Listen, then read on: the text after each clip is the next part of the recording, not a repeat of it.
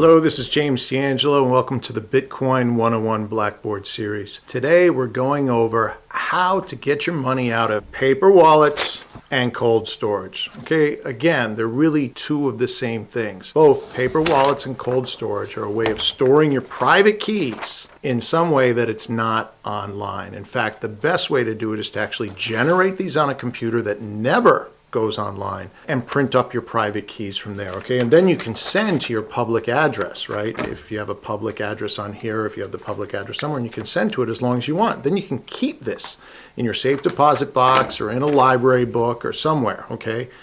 So most of the time when you're dealing with your Bitcoins, you're going to be dealing with this public address, right? You may put that out there for someone to send you some money, okay? There's your public address, which you can share to anyone. Remember, this is a one-way code. Okay, if someone sends Bitcoins to that, they can't take it out. You can never take money out with just this public address. So for today, what you really need is the other thing, the most important one, which is your private key. Okay, and your private key usually looks something like this one right here below. Okay, it'll start with a 5 and it'll be even longer than your public address. And remember, your public address generally is going to start with a 1 unless it's sort of a multi-sig sort of weird transaction. It'll have a 1 at the beginning, so that's one way to tell them apart.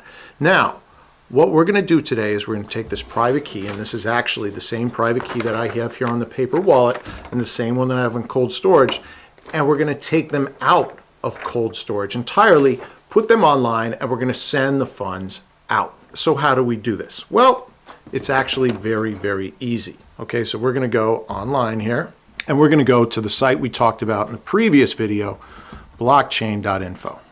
And here's blockchain.info, and it's got a number of great features. It's a great website. And we're going to go over here to the 6th column, and we're going to click on Wallet. And what we're going to do is we're going to start a brand new wallet. And it's actually the best way to take your money off of cold storage is to start a brand new wallet, because blockchain.info and a bunch of other wallets, it's not always clear. So say you've got $20 in your old wallet and you bring in $5 new. Well, you're not really sure when you're spending, if you're spending from one or the other. It's hard to select which addresses you're spending from.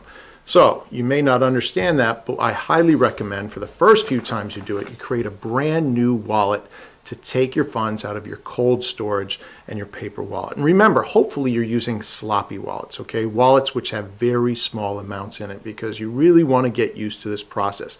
Do not be doing lots and lots of Bitcoins in these transactions when you're learning this, okay? Use 10 cents at a time. So here we go. We're going to go over here and we're going to say start a new wallet. So I'm going to do my address here, World Bitcoin Network, type in my password I use for all my sloppy wallets, and then I'm going to go and try and recognize this thing, and I'm going to hit continue. Now, your wallet's been created successfully. If you forget the details, the phrase below can be used to recover everything, okay? This monkey sum, got, anteater, syndicate, digital, is one way to recover your wallet. So you might want to copy that, and since I use sloppy wallets, I'm going to copy that and just stick that on my desktop.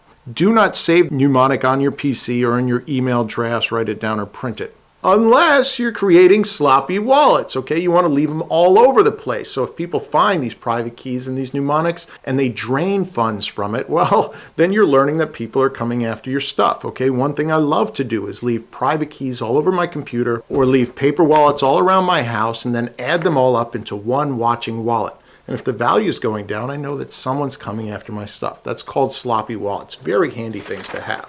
So do not save the mnemonic on your PC or in your email drafts. Write it down or print it if you're dealing with large sums of Bitcoin. Okay, anything more than $20, you probably want to store somewhere else. And remember, yes, people can break into your house and they can come get your paper wallets. You could put this into a safe deposit box. But for every person who's coming to break in your house and looking for your paper wallet, there's probably 20 million malware, software hackers attacking your computer looking for Bitcoin keys. So the whole idea, remember, of cold storage, and these are both forms of cold storage, is to get your private keys with your real balances of Bitcoins off your computer entirely. Okay, let's continue. Without the mnemonic, we can't recover your password, right? Blockchain.info doesn't save your passwords on their site. This is all client-side stuff, not server-side stuff. But we're going to say continue. And now I've got my new wallet, right? I will go in here and I will type in my password. Voila, I've got a zero balance wallet. Perfect for taking stuff off of cold storage. Now I've got to set this up some way so that I can put the funds here. So somehow I've got to get my Bitcoins from this piece of paper or even a brain wallet or this USB drive into here. And the way to do that is to go to the fifth column over here, import export. This is importing and exporting private keys, okay? And we're going to click on that. And of course they give you their whole spiel about it. You can read through that, but we know what we're doing. We're going through, okay? And this is also where you can set up a watching wallet. A great feature is to have watching wallets. For all your sloppy wallets, you can put all the public addresses here and you could watch them all at once. So you could have 30 sloppy wallets all being watched in one blockchain.info wallet. But that's not where we're going. We're going over here to import a private key. So now my big problem is I've got to get it from this piece of paper into this column down here where it says private key. Well, I could start typing. So here I've got 5KIQ. Well, gosh, this is a sloppy wallet, so I don't want to spend so much time doing that. So I actually go over here to QR Journal, this free little software you can download for your Macintosh. I'm sure there's some for the PCs. And there you see me down there. That's my computer's camera. And again, you don't want to be doing this with real Bitcoin amounts because cameras talk to the internet, all that stuff. All right, but here we go. We're going to hold up our secret private code there and bam, thing recognizes it right away. So there's my private key down here. And I can just look to make sure it's the same. Yeah, it looks about the same. You'll know when you put it in and your funds are there, right? So I'm going to say close. I'm going to go back to my blockchain wallet, import private key, and I'm just going to paste that there. So add private key. And of course, that's the same thing you'd be doing with your cold storage. You'd have your private key in some way on here, and you just copy it and paste it right in. Well, this thing's done a great job. It's imported my private key. It's got my public address right there. So it's the same one down here, 18CDGTY, and it already knows the balance that I've had in cold storage, all right? This was never online. So we could do two things here, okay? One, and the thing they recommend, is to sweep your key, which is actually a great thing to do, okay? Sweeping keys means you just merely yank the funds out of this address so the funds are no longer in here and they go to your blockchain wallet.info new address that we had seen before. Or the other way, which is what we're going to do today, is we're just going to import it directly. So I'm going to actually take this in as a full wallet, and I'll now have two addresses in there. And we'll see what that means in a second. All right, so I'm going to say import directly. Added Bitcoin address. Wallet successfully synced with server. And notice now that my balance has jumped up to $4.92. So I had $4.92 in this little cold storage setup. Okay, so now I can go and I can send money. And remember, if you brought something in from cold storage, you don't have to wait for confirmations. Those are your Bitcoins already. I can start sending this out right away. And what I'm going to do, all right, I'm going to send it to the address which I didn't send any to in my previous video about making paper wallets and cold storage. And if you feel like grabbing the funds out, be my guest. I'm going to put $1 in there. And here's the address that I used in my previous video. And now I'm going to send, I'm going to send $1. So type in $1. Make sure you don't type the amount over here in Bitcoins. Of course, I don't have enough Bitcoins to even send out 1 Bitcoin. And now I'm going to say send payment. Again, you don't have to wait. As soon as you take it in from cold storage, you can send it out because those Bitcoins are yours. You don't need confirmations. Here we go. Bam. And blip. Okay. And we see that my value's gone down. It's gone down more than $1 because I've been charged a transaction fee, especially for these small amounts, especially sending Bitcoins around a lot. They're more likely to charge you transaction fees.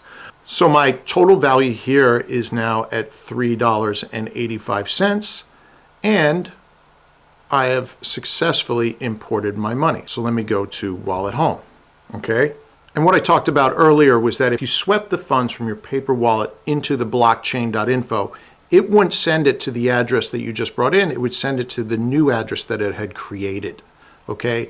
And that way is somehow more secure because you're not exposing your private keys as much online and every which other way.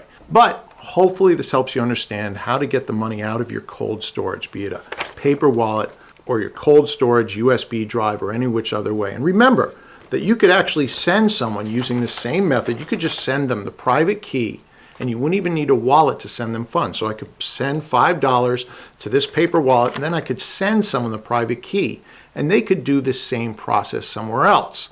Okay, so if I want to send funds to Uganda, okay, and I want him to have instant confirmation, instant access for those funds, I would send him the private key. He pops open a wallet and he can spend the money right away. There's no delay. So if you need to send emergency funds and need to move right away, this is another great thing, okay? You can send the private key with the funds attached. Now, remember, anytime you're sending private keys, people can grab those private keys and use them. So if you're sending it online, it's very insecure. But for an emergency situation, say someone needs 20 bucks right away, it's a great way to go. So that's it for today. Please remember to comment, subscribe, do all those things you might do, and I'll catch you at the next video.